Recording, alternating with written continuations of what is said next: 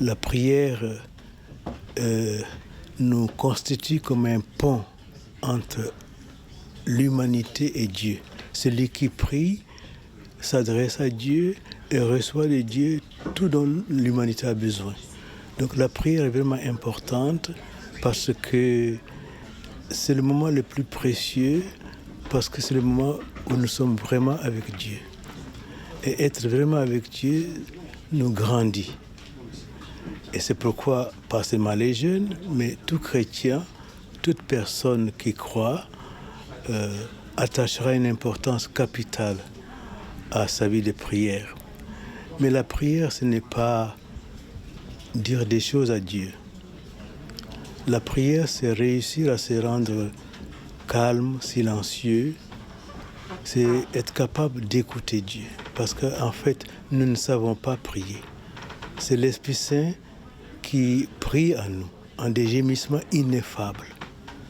Il vient à notre secours parce que nous ne savons pas prier. Donc, la prière véritable, c'est la prière silencieuse, la prière contemplative. Vous vous souviendrez peut-être qu'un jour, le curé d'Ars a observé un paysan qui était souvent devant le tabernacle. Et le curé d'Ars lui demande, mais qu'est-ce que tu fais là? Et il dit, je l'avise et il avise et il m'avise. Autrement dit, la prière, c'est se laisser regarder par Dieu et regarder Dieu.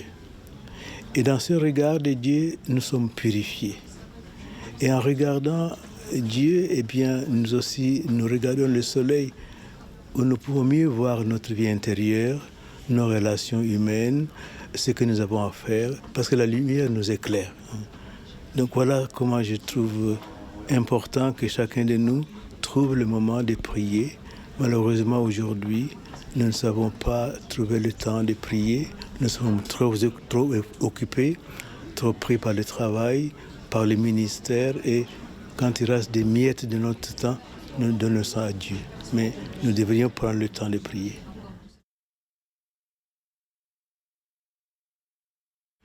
Ce constat a été fait d'abord par le pape Jean-Paul II, qui a constaté que l'Occident vit comme si Dieu n'existait pas. Il n'y a que la technologie, il n'y a que le succès, il n'y a que l'argent, le pouvoir qui compte. Et les chrétiens eux-mêmes, disait Jean-Paul II, vivent en apostat silencieux. Ils sont encore chrétiens, ils vont à la messe, mais leur comportement, leurs pensées ne diffèrent pas des autres. Et Benoît XVI aussi, un mois avant son élection sur le siège de Saint-Pierre, avait fait une conférence à Subiaco. Il disait la même chose, que la crise que traverse l'Occident ne s'est jamais vérifiée au cours de l'histoire de l'humanité, où Dieu est exclu de la société.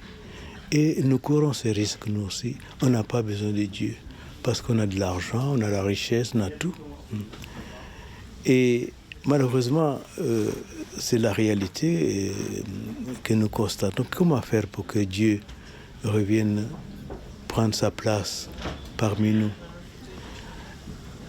Les papes ont proposé la nouvelle évangélisation, c'est-à-dire reproposer au monde l'évangile de Jésus-Christ.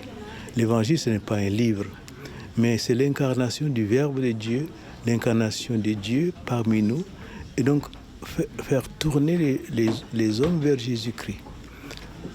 Vous savez que l'Occident a été, donc le continent qui a évangélisé est l'Afrique et l'Occident, et l'Asie, et donc toute sa culture, l'art, la musique est chrétien. Malheureusement, progressivement, Dieu a disparu, mais je pense qu'il ne faut pas désespérer, parce que ce que j'ai constaté depuis que je suis là, je vois quand même qu'il y a des communautés encore vivantes, des communautés nouvelles aussi qui s'épanouissent en France. Je crois que la France, par exemple, en Europe en tout cas, je crois que c'est le pays qui a engendré plus de communautés nouvelles. Par exemple, la communauté l'Emmanuel, les Béatitudes, et puis vous-même. Enfin, donc vraiment, on peut dire que vous restez la fille aînée de l'Église.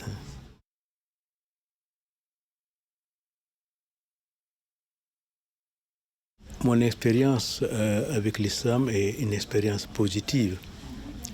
nous sommes 4% et les musulmans sont 73%, mais nous n'avons jamais connu une difficulté de cohabitation. Au contraire, nous nous stimulons mutuellement. Par exemple, moi, comme curé, lorsque j'entendais les muezzins à 4 heures du matin, je me disais, mais toi, prêtre, tu dors encore? Donc, c'est l'imam qui me réveille à ma foi et à l'importance de la prière. Les musulmans, quand l'heure arrive, ils s'arrêtent. Qu'ils soient en voyage ou ils s'arrêtent pour prier. Donc, j'ai toujours eu une relation très positive avec les musulmans. Naturellement, il ne faut pas se moquer de leur foi. Lorsqu'on caricature, lorsqu'on se moque d'eux, c'est évident, on crée des conflits. Je pense que même si on ne croit pas, même si on n'a pas la foi, même si on est athée ou agnostique, mais respecter les autres. Et je pense que le fait de ne pas respecter la foi des autres peut créer des conflits. Je pense que quand même ce qui s'est passé en France ne va pas se répéter, espérons-le. C'est vrai qu'un certain islamisme farouche attaque des chrétiens en Afrique, au Moyen-Orient, partout.